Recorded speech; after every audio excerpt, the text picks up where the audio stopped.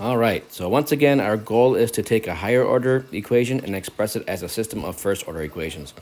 And the first thing we want to do, of course, is pick a new variable to represent one of our unknowns, and it's going to be the derivative of our unknown.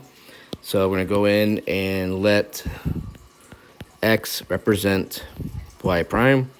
Upon taking derivatives, x prime is equal to y double prime. But you'll notice here that we actually have a third derivative of y in this. So what we need to do is pick now another variable. Commonly we pick z to represent the x prime. And then taking derivatives, we get z prime equals x double prime. Taking derivatives or rewriting it equivalently, then we know that we're going to have our x double prime equaling our y triple prime. So now we can go back and replace our y triple prime, if you will, with our z prime, our y double prime. We could replace it with an x prime, but instead it makes sense to replace it with a z because that's a simpler name for it. And then our y prime we know is equal to x, and y is going to stay the same. So now when we go back and rewrite this equation, we need to keep track of all of our variables. So we first keep in mind that x prime is equal to z and y prime equals x. So we first write down that x prime is equal to z, y prime is equal to x, and then if we solve for z prime, again, that's going to be our y triple prime.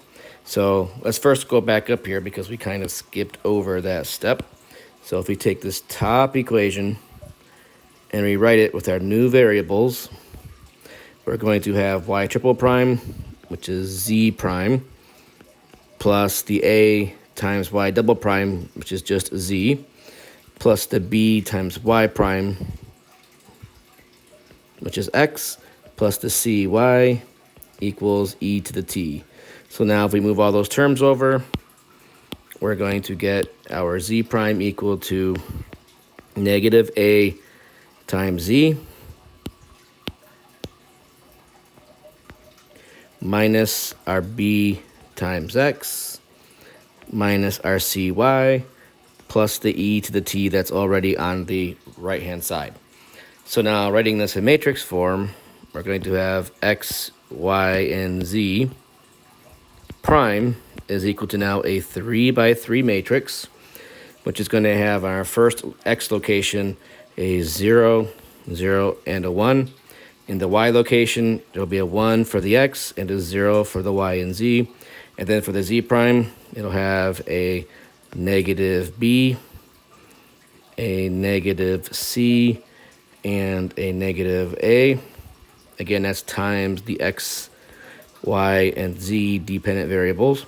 And then plus our functions of t, which would be a 0 and a 0 and an e to the t in the last location. And again, if we now generalize this into a vector form, this is going to be a y prime equals a times y plus f.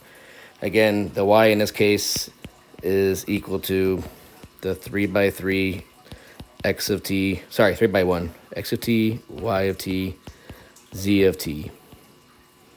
And for our initial conditions now, if we go back, we notice that we're going to have an x of 0, y of 0, and z of 0 equal to a matrix, or vector I should say, of our three constants. Y of 0, once again, we know is 3 from above.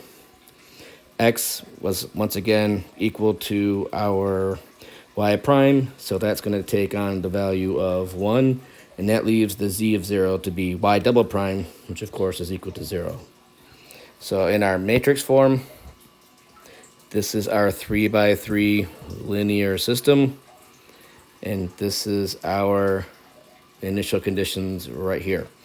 And you'll notice that when you have a 3 by 3 system, that corresponds to a third order differential equation. And you can imagine that if you had a fourth order linear system equation, you'd have a 4 by 4 matrix.